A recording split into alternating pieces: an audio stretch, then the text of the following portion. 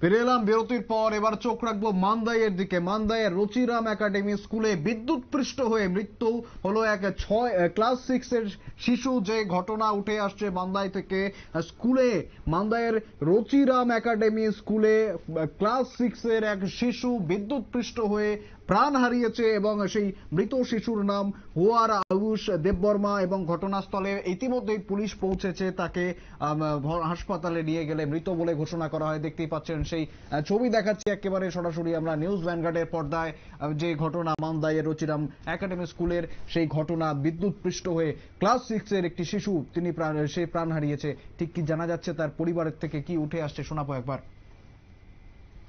পরে থেকে আমার এখানে ফোন আইছে, ফোন আমার পরে জানছি যে ভাইয়ের নাকি ইলেকট্রিক শক হইয়া জীবিকা রেফার হয়েছে।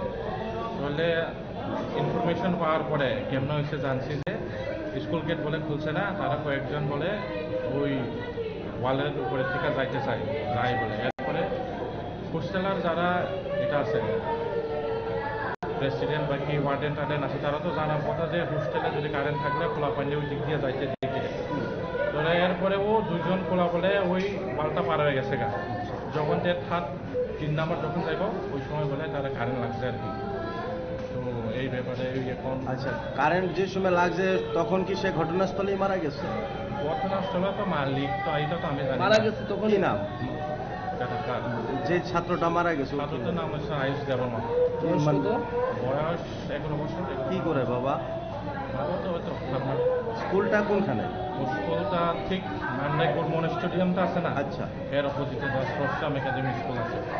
বাড়িতে মানে স্কুলে গিয়ে কি বাচ্চাটারা পাইছে নাকি স্কুল কর্তৃপক্ষই হাসপাতালে নিয়ে আইছে? অ্যাকর্ডিং টু দ্য সোর্স তো স্কুল কর্তৃপক্ষই তো হসপিটাল হয়ে এসে শুনছি আর কি। প্রথমে তো মান্দাই হসপিটালে নিচ্ছে, এরপরে থেকে জিবিটা রেফার করছে। তো আমার মতে লাগে যে এটা ব্রড ডেড হইব।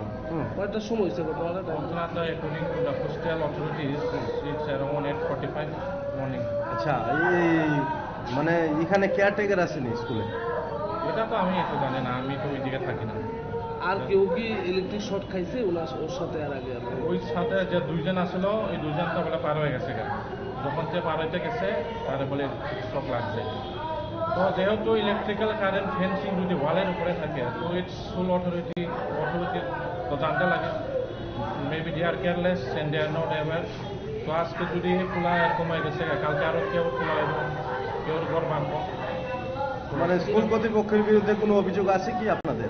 অভিযোগ আছে ইন দ্য সেন্স, তো তারা তো ক্লাস 6 এর পরে বাচ্চা, ক্লাস 6 এর পরে বাচ্চা কত বুঝবো। কতজন আছে ছাত্র স্কুলে? তো অ্যারাউন্ড 150 এর মধ্যে। তো স্কুল তো তারা হোস্টেলের লগেই মনে হইব। তো গেট না খুললে সেরা, যদি গেট খুলছে না তাহলে স্টুডেন্টদের পাঠিয়ে গেট স্কুলে যায়। তো এটা একেবারে শুনলেন পরিবারের তরফ থেকে ঠিক কি জানানো হচ্ছে। স্কুলেই কিন্তু সেই শিশু বিদ্যুৎপৃষ্ট হয়ে মারা গিয়েছে, প্রাণ হারিয়েছে। এবং ঠিক এই ঘটনা নিয়ে স্কুল কর্তৃপক্ষের যে ভূমিকা, সেই ভূমিকা নিয়ে প্রশ্ন উঠছে। পাশাপাশি দেখতেই পাচ্ছেন ঠিক কিভাবে কান্নায় ভেঙে পড়েছে মৃত শিশুর পরিবার, এবং এই নিয়ে কিন্তু রীতিমতো প্রশ্ন উঠছে, যেমনটা জানাচ্ছিলাম স্কুলের ভূমিকা নিয়ে। ফিরে আসছি একটি বিরতির পর, সঙ্গে থাকুন।